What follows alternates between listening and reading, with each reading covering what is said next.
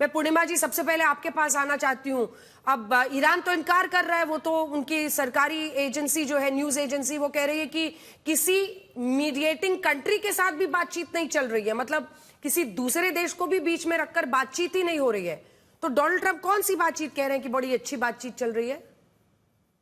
नमस्ते, thank you so much for having me. जय हिंद। अंजना जी, जय आपको हिंद। पता है डोनाल्ड ट्रंप हमेशा कुछ ना कुछ बोलते रहते हैं, और हमने ऑपरेशन सिंदूर के समय भी देखा है।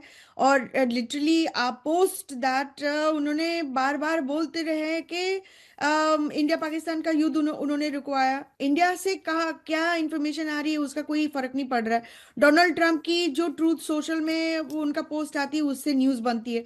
ही there hasn't been one day, Anjana ji, एक दिन नहीं गया जिसमें डोनाल्ड ट्रंप दुनिया का मीडिया डोमिनेट नहीं किया। उनको बहुत अच्छा लगता है, पसंद आता है, वो फ्रंट पेज में वो न्यूज़ बना रहे हैं।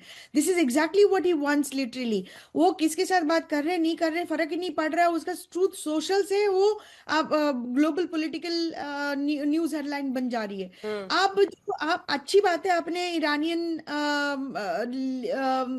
लीडर का एटलीस्ट उनका उनकी तरफ से क्या बयान आ रहा है उनका आपने ठीक है, जिक्र किया। लेकिन आज तक ऐसा कोई इंफॉर्मेशन आया ही नहीं है जो उन्होंने लिटरली टोयोटा के हिसाब से बोल ठीक है, दीजिए, मैं लौट जापान रही हूँ आपके पास, क्योंकि हमेशा अब नहीं यही किया है। यही चिंता है ना कि मतलब वो अब क्या खुद भी श्रेय लेंगे कि मैंने ट्रंप वाला युद्ध भी खुद ही रुकवा दिया, क्योंकि अब तो समझ से परे है।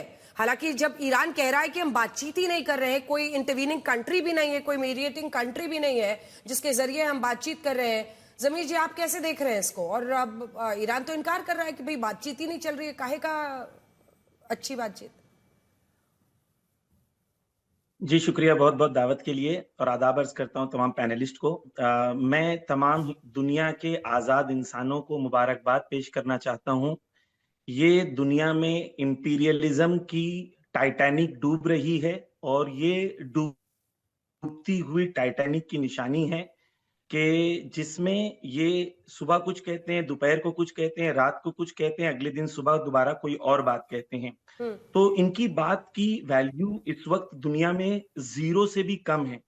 और एक जोक ईरान में चल रहा है, कहते हैं कि अगर आपको कोई अननोन नंबर से फोन आए तो आप मत उठाइएगा, क्योंकि हो सकता है डोनाल्ड ट्रंप फोन कर रहे हो मदद के लिए। तो इस वक्त तो डोनाल्ड ट्रंप की हालत ये हो गई है कि नेटो से भीख मांग रहे हैं, नेटो वाले उनकी मदद करने को तैयार नहीं है।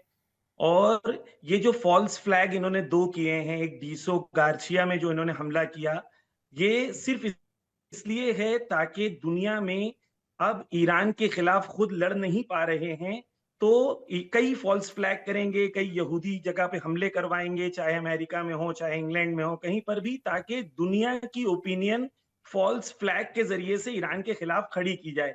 क्योंकि जंग में दो चीज ये लेके आए थे। एक इन लोगों ने अब्राहम लिंकन लेके आए थे जो 1700 किलोमीटर दूर ईरान के खड़ा है। दूसरा इन्होंने जेरार्ड फोर्ड लाया था जो उनके खुद के सिपाहियों ने आग लगा दी और कहा कि भाई अभी सेंट कॉम में इन्वेस्टिगेशन चल रही है। तो दो चीज जो ये लेके आए थे दोनों दूर खड़ी है। इनका लेकिन F-35 गिर गया है, लेकिन इनका जमीर अब्बास F-15 साहब गिर गया सुनिए, है, तो ठीक इनकी है, हालत बहुत खराब है। ठीक है, एक एक सवाल तो ये बनता ही है ना कि आपने अमेरिका का तो कुछ नहीं उखाड़ा। अमेरिका का डॉलर आज विश्व की कई करेंसी से ज्यादा मजबूत और हुआ जा रहा है, उनको तो कोई नुकसान नहीं हुआ है, लेकिन आपकी तो टॉप पूरी लीडरशिप खत्म हो गई है। और उस नजरिए से अगर आप देखें तो नेतन्याहू का एंड गेम तो साबित मतलब हासिल होता हुआ दिख रहा है। छोटा सा जवाब, फिर मैं बेनी के पास जाऊंगी। देखिए, यही मुश्किल है कि ईरान को नहीं समझना। ईरान में जनता रूल करती है।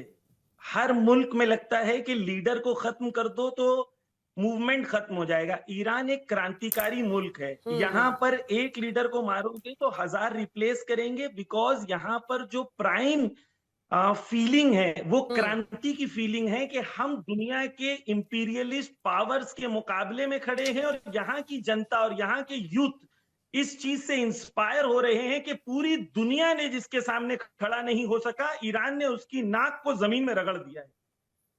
क्या जल्दबाजी कर रहे हैं बेनी जी वो ये कहने में कि ईरान ने नाक रगड़ दिया है अमेरिका का? अब देखिए, डोनाल्ड ट्रंप को क्या नेतन्याहू आपको मानते हुए दिखेंगे इसके लिए? क्या बेंजामिन नेतन्याहू इसके लिए तैयार होंगे जो डोनाल्ड ट्रंप कह रहे हैं कि भाई अभी 5 दिनों के लिए शर्तों के साथ पावर प्लांट वगैरह पर मत हमला करो, बातचीत बड़ी अच्छी चल रही है? और क्या इजराइल को पता है कि कहां पर किसके जरिए बातचीत हो रही है? बेनी साहब, ये ईरान तो हर एक टाइम बोलेंगे कि हम लोग ने नहीं किया, हम लोग ने बात नहीं की, हम लोग नाक रगड़ रहे हैं, ये हो रहा है, वो तो हो रहा है उनके साथ। बट सैयद बात को एक बात बोल रहा हूँ, पहले आप इंडिया चले जाओ, ईरान में मत बैठो, फर्स्ट थिंग। सेकेंड थिंग, मैं और एक बात बोलता हूँ कि टर्की, कतर और पाकिस्तान ने ये जो बनाया है अभी बातचीत के लिए, वो कतर और तुर्की और पाकिस्तान ने बनाया है, और इसके अंदर हमेती मिलेगी है अपनी ईरान की। तो ईरान कुछ भी बोलो, बट ईरान को भी सीज फायर मांगता है, ईरान को भी थोड़ा सा ब्रेकआउट मांगता है, और फिर बाद में उन लोग टॉक करके हो सकता है कि आप आगे चल सकते हैं। बट ऐसे दिमाग से बात करेंगे सैयद भाई तो नहीं होएगा, बिकॉज ये वॉर लाइफ टाइम नहीं चलेगी, किसको तो अपन कॉम्प्रोमाइज करने को लगेगा, और वो कॉम्प्रोमाइज डेफिनेटली ईरान के पब्लिक को पहला करने में लगेगा, बिकॉज ईरान की पब्लिक भी उन लोग के अगेंस्ट है। तो वो बोल रहे हैं ना कि ईरान की पब्लिक छोड़ेगी नहीं और ये नहीं करेगी, ईरान की पब्लिक तो उनको नहीं छोड़ेगी, हम लोग को तो छोड़ो। जवाब दीजिए इसका सैयद साहब। वो आप तो ऐसा लग रहा है कि देखिए, पेजेश्कियान पहली और बात तो अरागची ये से है भी कि ज्यादा किसी के- कंफर्म्ड है, मतलब वहां के राष्ट्रपति और स्पोक्स पर्सन से भी ज्यादा आप कॉन्फिडेंट हैं कि ईरान बातचीत की मेज पर नहीं आएगा? खुद मैं तो उनका रिप्रेजेंटेटिव नहीं हूं, जो यहाँ के ऑफिशियल्स कह रहे हैं, मैं सिर्फ आपको वही ट्रांसलेट कर रहा हूं। दूसरी चीज ये है कि ईरान ने क्लियर कर दिया है कि ईरान का स्टैंड, किसी के मुल्क में आप हमला करो, किसी के लीडर को कत्ल कर दो, किसी की जनता को मार दो, 1,500 लोगों को मार दो, 44,000 घरों को तबाह कर दो, 45 स्कूल्स को तबाह कर दो, 14 हॉस्पिटल्स को तबाह कर दो, और उम्मीद करो तो किसी को तो कॉम्प्रोमाइज करना चाहिए। 40,000 बच्चों को गाजा में कत्ल कर दो, 70,000 से ज्यादा लोगों को गाजा में मार दो, वहां के पूरे मुल्क को मलबे में तब्दील कर दो, और बाद में आके यहाँ पर ये गाजा इंसानियत की गाजा क्या बात कर करो। रहे हैं आप? वो गाजा मुल्क गाजा जिसका क्या कर रहे हैं? प्रेसिडेंट, गाजा बीच गाजा में क्या नहीं कर रहे बोलिए, हैं? गाजा को बीच में नहीं बोलिए। तुम लोग ने तमाशा कर दिया उनका, गाजा का। हिजबुल्लाह को तुम्हारे ईरान ने ये हुतीन को सब ये हो गया, सऊदिया को मारा, तुम लोग ने मारा। तुम क्या गाजा गाजा कर रहे हैं? गाजा गाजा तुम लोग ने किया, गाजा तुम लोग ने प्रिपेयर किया, तो छोड़ो यार, गाजा गाजा छोड़ो यार, आपकी गाजा बात को हो खत्म हो गया जाएगी अभी। तो मुझे कह दीजिए। हिजबुल्लाह की तुम लोग ने पे किया, आपकी अभी बात हिजबुल्लाह खत्म हो को जाएगी तो मुझे शूटिंग कह करने दीजिए। की क्या बात है? वो भी शूटिंग कर रहे हैं हम लोग पर। हम लोग किसको डरते नहीं है, हम लोग छोटा देश है, अब किसको नहीं डरेंगे, और जो सच है वही होएगा एंड ऑफ द डे। बोलिए जी, प्रोफेसर साहब। मैं इसका जवाब दे दूं हाँ। कि वो मुल्क जिसके प्रेसिडेंट, जिसके प्राइम मिनिस्टर के ऊपर आईसीसी का अरेस्ट वारंट लिखा हुआ है, वो मुल्क जहां पर भी जाता है, कोई मुल्क उसको इस्तेकबाल करने को नहीं तैयार है। न्यूयॉर्क के मेयर कहते हैं कि अगर वो आएगा तो मैं अरेस्ट कर लूंगा। वो मुल्क जो दुनिया के अरे न्यूयॉर्क का यूरोपियन मेयर नेशन थोड़ी से अमेरिका जाती है, चलाता है। कौन सी कहाँ जाती है? आप भी खाली अमीर मुसलमान साहब, लोग हैं। सैयद साहब, आप भी ना कहाँ फंसे हुए सोशल मीडिया के, मतलब मेयर ही आपको लग रहा है कि अमेरिका चला रहा है। न्यूयॉर्क का मेयर ममदानी आप लोगों को इतना पसंद आता है कि आपको लग रहा है कि वही चला रहे हैं और वही अरेस्ट कर लेंगे। नहीं, पर पब्लिक सेंटिमेंट तो ये भी था ना जनरल दयाल कुछ दिनों तक। I am just coming to you sir.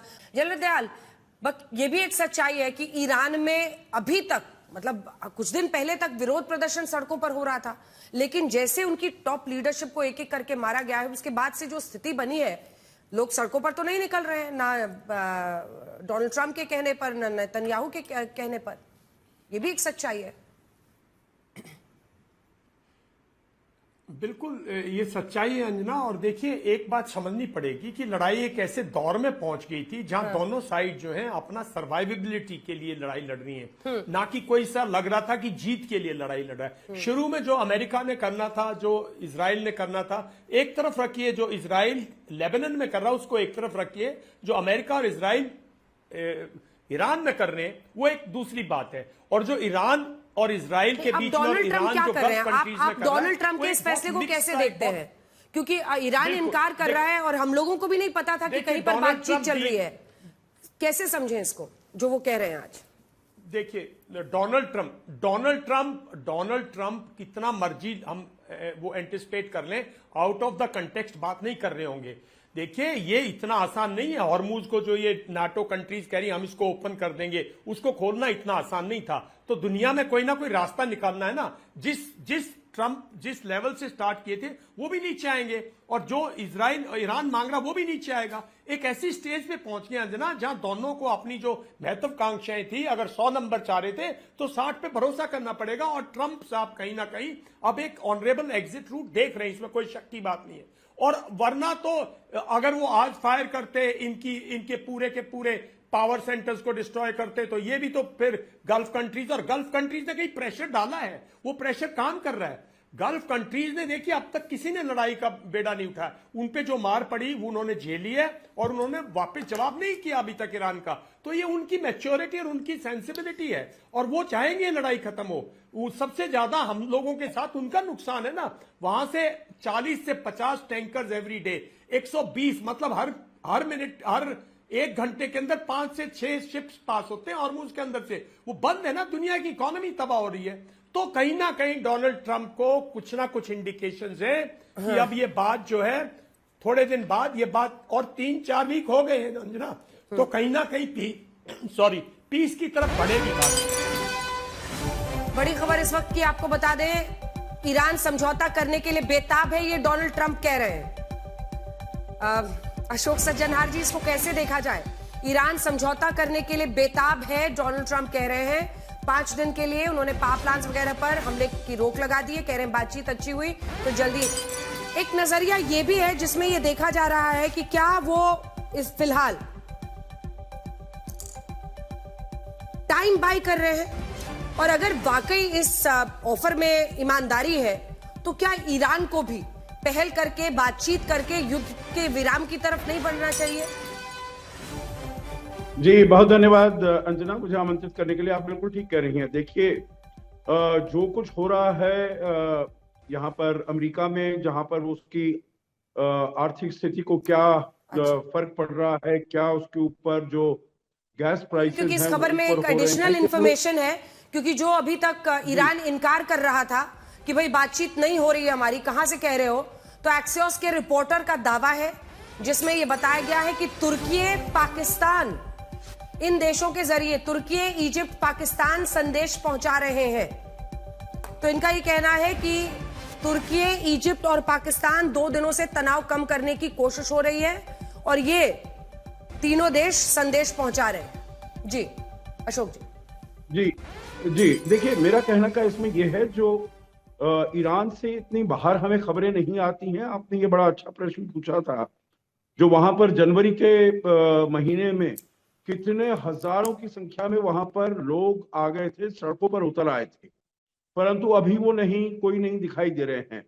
तो उसके बारे में हम कारण डिस्कस कर सकते हैं, परंतु पहले अगर मैं आपके प्रश्न का उत्तर दूं तो उसमें यकीनन देखिए ईरान को भी बहुत जबरदस्त मार पड़ी है। उसका कितना ज्यादा इंफ्रास्ट्रक्चर खत्म हुआ है, जैसे हमारे ये ईरान के जो पैनलिस्ट हैं वो बता रहे हैं। तो इसीलिए चोट बहुत गहरी पड़ी है और हर रोज पड़ रही है। तो इसीलिए ईरान सामने आए, अपनी छाती ठोकता रहे, जो हम ये कर रहे हैं, हम वो कर रहे हैं, हम नीचे नहीं दबेंगे, परंतु नुकसान उसको बेतहाशा हो रहा है। तो उसको अगर कोई एक मौका मिलेगा जो मैं यहां से निकल जाऊं, ये अब शांति चाहे वो टेम्पररी हो, वो स्थापित हो सकती है, तो जरूर उसको दोनों हाथों से वो उसको एम्ब्रेस करेगा।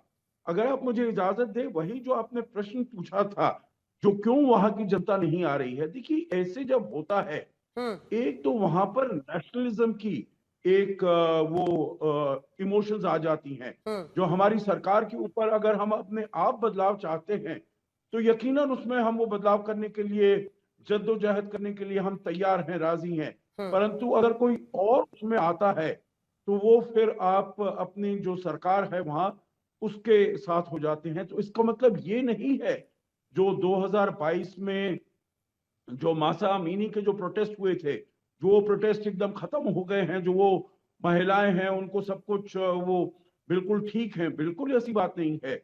जो जनवरी में इतने प्रोटेस्ट हुए थे, जिसमें कहा जाता है जो ईरान की सरकार ने वहां पर 7,000 से लेकर 30,000 तक लोगों को वहां पर मार दिया था, सड़कों पर मार दिया था 2 दिनों में। तो वहां पर ये आर्थिक स्थिति भी कोई बेहतर नहीं हुई है, वो और भी ज्यादा बदतर हुई है। और इसीलिए आगे चलते हुए इसका खामियाजा जरूर ईरान को भुगतना पड़ेगा, और इसीलिए ईरान भी ये सोच रहा होगा, ठीक है। पहला मौका जो मुझे मिलता है, ठीक है मैं वक्तव्य तो दे दूं जो हमने कुछ नहीं किया है, परंतु वो भी इनको दोनों हाथ से एम्ब्रेस करेगा इस ठीक। पॉसिबिलिटी को, तो हमको सीज फायर कर लेना ठीक है। चाहिए। जमीर अब्बास, आपको नहीं लगता है कि ये पहल जो है उसमें एक कोशिश आगे बढ़नी चाहिए? मैं लौटूंगी आपके पास। इस बीच दो राजनीतिक मेहमान हमारे साथ जुड़े हैं। खबर जरा बदल गई है, प्रेम शुक्ला जी और सुरेंद्र जी, इसीलिए आपके पास अंत में मैं आ रही हूं, क्योंकि अब जो स्थिति बन रही है इसको भारत सरकार किस तरह से देखेगी प्रेम शुक्ला जी? क्योंकि भारत भी यही चाह रहा है कि युद्ध खत्म हो, और अगर अमेरिका की तरफ से डोनाल्ड ट्रंप कह रहे हैं, डोनाल्ड ट्रंप और उनके तौर तरीकों से किसी की भी नाराजगी और सहमति हो सकती है। उनके प्रशंसक भी वैसे हैं, उनसे उनके विरोधी भी उतना ही आक्रामक होकर उन पर अटैक करते हैं। बट पॉइंट इज कि कोई भी युद्ध रुकना विश्व हित में ही होता है। शुक्ला जी।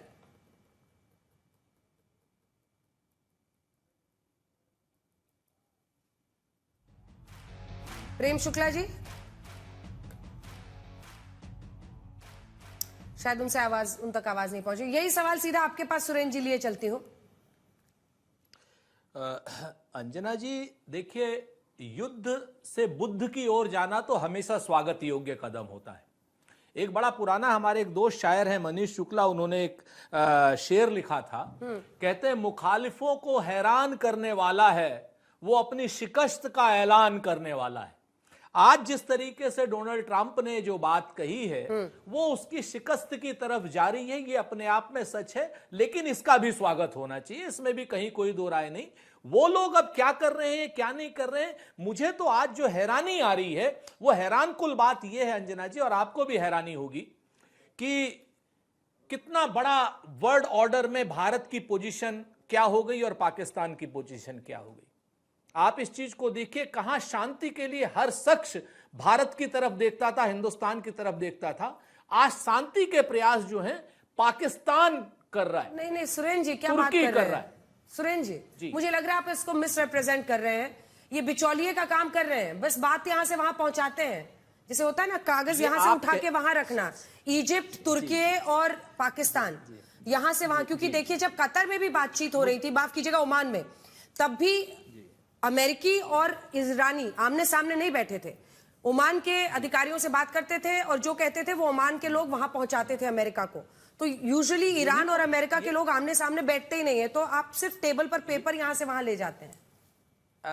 अंजना जी, आपका अपना जो बात है वो मैं उसका सम्मान करता हूं, लेकिन मैं आपको बताऊं कि इस तरीके के जो इंटरमीडिएट्स होते हैं इनको भी भरोसे की आवश्यकता होती है।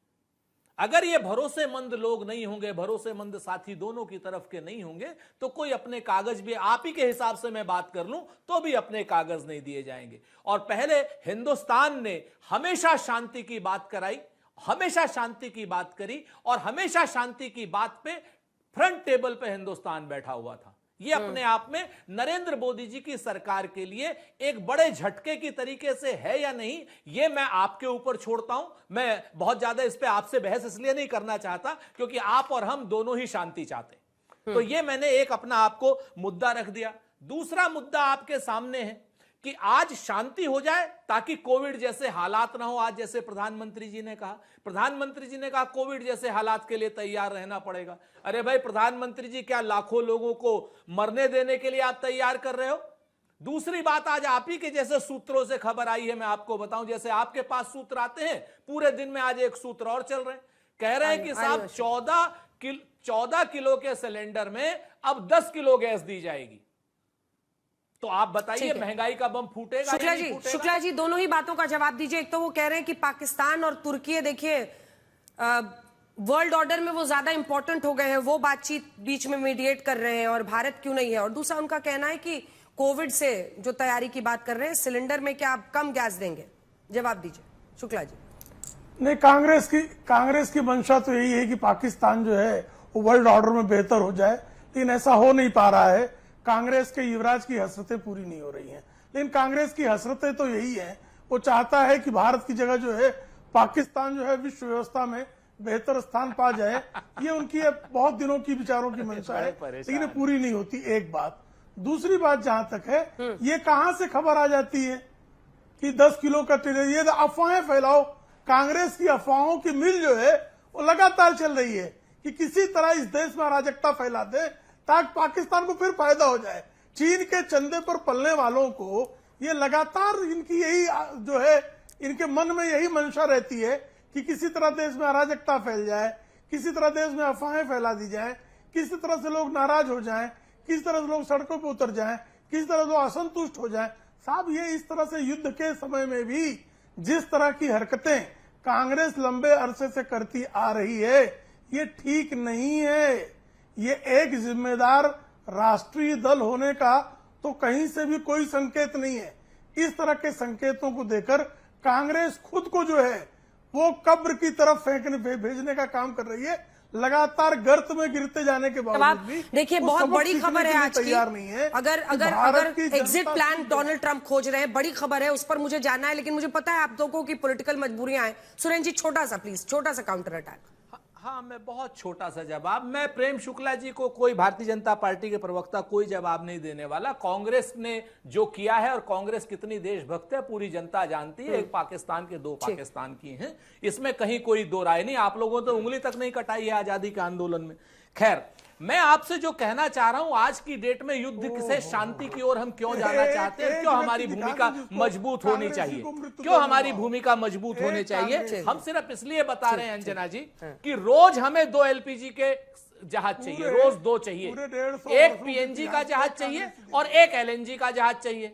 और पिछले 23 दिनों में आज तक हमारे पास कुल 4 जहाज आए हैं LPG के। ये पोजीशन है और ये खतरनाक पोजीशन है हमारे देश के लिए। ठीक, आप इस चीज को समझिए। ठीक है अशोक जी, का छोटा सा कमेंट हो गया। अशोक जी, जल्दी से आपका कमेंट, आप हाथ उठा रहे थे उनकी बात पर जवाब देने के लिए। जी, मैं देखिए कमेंट इसलिए उठा, जी देखिए, भारत सभी देशों से बात कर रहा है। ऐसा बात नहीं है जो भारत शांत बैठा है या भारत कुछ नहीं कह रहा है या भारत चुप है। भारत की भूमिका मेरे विचार से बहुत बड़ी है। हमने सभी, हमारे चाहे विदेश मंत्री हो या प्रधानमंत्री हो, वहां के सभी शीर्ष नेताओं से बातचीत हुई है। अपने यहाँ पर जो भी है, चाहे वो तेल को लाने के लिए, हमारे जो नागरिक हैं उनकी सुरक्षा के लिए, सभी से बातचीत चल रही है।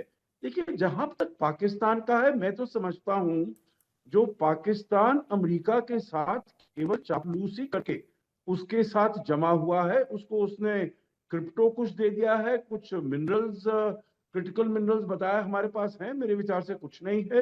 बोर्ड ऑफ पीस का मेंबर बन गया है। देखिए, भारत ऐसी चापलूसी में नहीं पड़ता है। हम बोर्ड ऑफ पीस के ऊपर भी हमने कोई निर्णय नहीं लिया है। और हम जो राष्ट्रपति डोनाल्ड ट्रंप कहते हैं, जो उन्होंने ऑपरेशन सिंदूर के उसमें उन्होंने काम किया, हम नहीं मानते हैं। ठीक है, बिल्कुल। पाकिस्तान तो ये कहेगा जो आपको नोबेल प्राइज मिल जाए तो वो उसका नाम सही हो जाता, बिल्कुल नाम ले लेंगे। इसी पर वापस बड़ी खबर पर आते हैं सर, क्योंकि देश के अंदर तो ये सब जो सवाल है उनके बीच आज बड़ी खबर यही है ना कि भाई क्या वाकई ईरान रुकेगा, क्योंकि ईरान रुकेगा। जल्दी से मेजर दयाल, अब मैं इस पर आती हूँ, इंटरनेशनल सिनेरियो पर। क्या वाकई ईरान को आज मेज पर नहीं आना चाहिए, बातचीत के लिए तैयार नहीं होना चाहिए? और ये जो बार बार ये हम अकेले खड़े हुए अमेरिका के खिलाफ, अकेले खड़े हुए अमेरिका के खिलाफ, तो ये फूल तो बरसा नहीं रहे थे।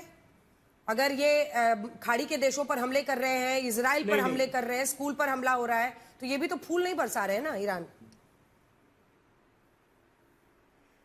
देखिए अंजना, बिल्कुल इसमें कोई शक की बात नहीं है कि ईरान भी एक एग्जिट चाहेगा। वो थोड़ी चाहेगा बिल्कुल तबाह हो जाए। वो उसकी, अगर उसकी ऑयल रिफाइनरीज, उसकी पावर सेक्टर पूरा का पूरा तबाह हो गया और गल्फ का तबाह हो गया, तो किसका नुकसान है? अरब वर्ल्ड का नुकसान है। इसका तो इजराइल बेनिफिशियरी है। ये तो बेसिक चीजें ये भी समझते हैं। लेकिन मैं एक छोटी सी बात बीच में इंटरजेक्ट करूंगा। देखिए आज क्या हो रहा है दुनिया में, वो ये जो अगर पीस भी आएगी ना, तो इनकंक्लूसिव पीस है, क्योंकि किसी प्रिंसिपल्स पे, किसी वैल्यूज पे, संधि, सीज फायर, उन पे टर्म्स एंड कंडीशंस पे नहीं हो रहा जो दोनों साइड चाह रहे हैं। दोनों कंप्रोमाइज करके करेंगे। और ऐसे टाइम पे बाद में अगर भारत की जो नेशनल पावर है, हम सबको एक चीज का फख्र होना चाहिए कि 70 साल में हमने अपनी नेशनल पावर बनाई है, अपनी मिलिट्री पावर बनाई है, अपनी टेक्नोलॉजिकल पावर बनाई है। अपनी जो पावर है वो काम आएगी भाई। ये दुनिया जब इस तरह से हो जाएगी, स्टेबिलिटी रहेगी, तो भारत की जो नेशनल पावर है वो आपके काम आएगी। जनरल दयाल, नेतन्याहू मानेंगे? हाँ जी, क्योंकि जब पार्स गैस नेतन्याहू फील्ड पर हमला अपना हुआ तो अमेरिका ने लेबनान में हाथ जारी खड़े रखेंगे कर ना, दिए। और थक नेतन्याहू जाएंगे। ने कहा मैंने खुद ही किया था। तो जब मतलब बहुत ही क्रूशियल इंस्टॉलेशन पे जो कि सबसे बड़ा फ्लैश पॉइंट बना, क्या नेतन्याहू रुकेंगे? नहीं, ये सब जो है कंफ्यूजिंग स्टेटमेंट्स है। नेतन्याहू और अमेरिका के बगैर नेतन्याहू जी कुछ नहीं कर रहे थे। ये पूरा एक जॉइंट ऑपरेशन है। वो लेबनान में कुछ दिन करेंगे, फिर उनको भी शांत होना पड़ेगा, क्योंकि अगर अमेरिका बैकआउट कर जाएगा, पहले तो बाहर है ईरान वर्सेस, मैंने पहले ही बोला Iran versus America and Israel, पहले तो वो मुद्दा है। फिर मुद्दा आता है लेबनान का। तो अगर उसमें फिर और इंटरवीन करेंगे लोग, इजराइल को भी मानना पड़ेगा, क्योंकि वो तो बगैर बात की लड़ाई लड़ रहा है। लेबनान में लेबनान ने फायर थोड़ी किया था। ये तो आप लेबनान में मौका देख के अपना उल्लू सीधा कर रहे थे नेतन्याहू। देखिए, उसमें कोई शक की बात नहीं। इस पूरे एरिया को अनस्टेबल करने में प्रेसिडेंट नेतन्याहू की महत्वाकांक्षाओं का एक बहुत बड़ा रोल है। वो पिछले 25-30 साल से अपने देश में राज करें और करना चाहेंगे, तो वो भी कंट्रोल होगी। ये पीस किसी तरह आएगी तो फिर कुछ न कुछ इसका इलाज होगा, इन चीजों का कोई संधि निकलेगी। पर अभी बेनी साहब, आपका रिएक्शन इस पर, आपका रिएक्शन इनकी बात पर। उससे पहले खबर आ रही है, आपको बता दें, रविवार रात को हुई अमेरिका और ईरान की बातचीत। ये खबर इस वक्त आ रही है। Senior officials from Turkey, Egypt and Pakistan held separate talks, यानी तुर्की, इजिप्ट और पाकिस्तान ने अलग से बातचीत की। व्हाइट हाउस के एनवॉय स्टीव विटकॉफ, अगर आपको याद हो, इससे पहले भी ये फॉक्स बिजनेस का दावा है, अब्बास अरागची बातचीत में शामिल थे। ये एक्सियोस का दावा है कि स्टीव विटकॉफ और ईरानियन जो फॉरेन मिनिस्टर है अब्बास अरागची, इन दोनों की बातचीत हुई है। क्या इजराइल को इस बातचीत के बारे में पता था बेनी साहब कि ये बातचीत हो रही है और सीज फायर की तरफ बढ़ सकते हैं? क्योंकि 5 दिन में अगर बातचीत अच्छी चलती है तो सीज फायर करेंगे, ये डोनाल्ड ट्रंप ने कहा है। और बेनी साहब वो कह रहे हैं कि मतलब इस पूरे एरिया को अनस्टेबल करने पर का वो इल्जाम लगा रहे हैं। आपका इस पर जवाब बेनी साहब? फर्स्ट ऑफ ऑल, हम लोग को, आई एम सो श्योर कि हमारे प्राइम मिनिस्टर को मालूम था जो कुछ हो रहा है। दूसरी बात में, जब टॉक्स होते हैं तो they are blessed, why not करने मांगते टॉक, बिकॉज ये बर्बादी जो हो रही है हम दोनों साइड में, और मेरे को तो नहीं पसंद है, बट जो कुछ हो रहा है अभी, ये जो टॉक्स हो रहे हैं, जो वॉर हो रही है, सब ट्रम्प के बीच में और नेतन्याहू के बीच में, सब बराबर they know each other what they are doing. And अभी लेबनान के बारे में आपने, दवाल साहब ने बात की। लेबनान ने हम लोग ने कुछ नहीं किया, उन लोग ने शूटिंग चालू किया, because they want to prove that they are proxies of Iran, and they started. तो हम लोग ने भी चालू किया, and we are telling the government of Lebanon, please stop it. आप ना बोल रहे हैं, मेरे को मालूम है, बट ये मैं इधर हूँ और मेरे को मालूम है क्या चल रहा है। आप तो उधर नहीं थे मेरे पास, तो मैं एक बात बोल सकता हूँ ये बारे में, क्या जो लेबनान के साथ हो रहा है, आप बोलो बाद में, मेरे बाद में कितने बोलना है बोलो, बट मैं क्या बोल रहा हूँ, खाली एक ही बात बोल रहा हूँ कि लेबनान के साथ हमारी कुछ वॉर नहीं है। हमारी वॉर खाली हिजबुल्लाह के साथ है, और वो हिजबुल्लाह जो है वो ईरान के प्रॉक्सीज है। और जो कुछ हो रहा है हमारे बीच में, वो लेबनान के सिटीजन्स और इजराइल के सिटीजन सफर कर रहे हैं।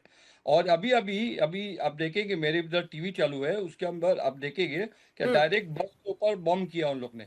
तो ये मेरे को मालूम है। और दूसरी बात, मैं इंडिया की बात कर रहा हूँ। मैं इंडिया जो कर रही है, I think it is the best idea to do it. When they will involve India must be involve, but now India is very good side, no problem. Netanyahu साहब, सॉरी माफ कीजिएगा बेनी साहब, नेतन्याहू साहब जो फैसला ले रहे हैं उस पर एक सवाल है मेरा। अगर आप कह रहे हैं ना कि नेतन्याहू और ट्रंप एक साथ ही हैं, तो डोनाल्ड ट्रंप तो कल तक लिख रहे थे ट्रूथ सोशल पर कि माइट से ही तय होगा कि कौन पावरफुल है, ताकत से ही किसी को शांत किया जा सकता है। अगर बातचीत अच्छी चल रही थी तो ये सब लिखने की क्या जरूरत थी? उन्होंने डेडलाइन दिया है ना, वो डेडलाइन भी आज रात को आने वाला है।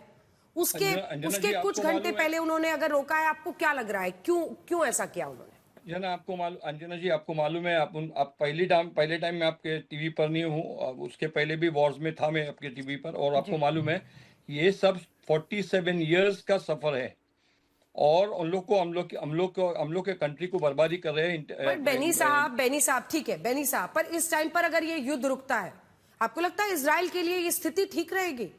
एक ऐसा ईरान जिसमें इस वक्त किस तरह की नफरत होगी इजराइल के खिलाफ, एंटी इजरायली फीलिंग, अमेरिका तो उसके जी, मिसाइल जाते नहीं है। आप अपनी स्थिति देखिए ना, आपकी क्या हमारे हालत हो मिसाइल जाएगी जाते अभी? नहीं है, हमारे मिसाइल जाते नहीं उधर।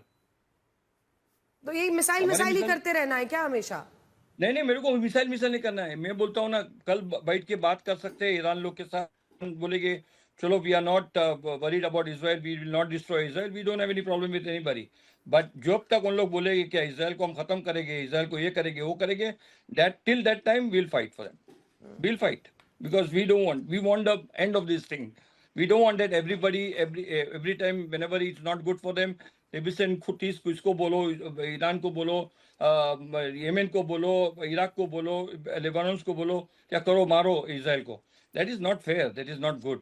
So we want to finish this war and once and not all. See, we have peace with Jordan, we have peace with general Egypt, no problem at all. हम लोग को कुछ प्रॉब्लम नहीं है जनरल किसी को। अब बोलिए देखिए, जनरल। हाँ।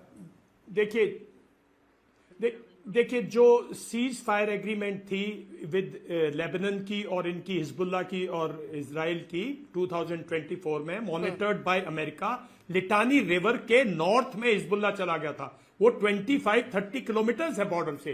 ये पूरा का पूरा एक अपॉर्चुनिटी थी जो कि आप ईरान के साथ जो कर रहे थे, तो लेबनान में इस टाइम पे कोई युद्ध करने की आवश्यकता नहीं थी। ये कि हिजबुल्लाह प्रूव कर रहा है, ये अरे monitor by UN forces, monitor by American presence there.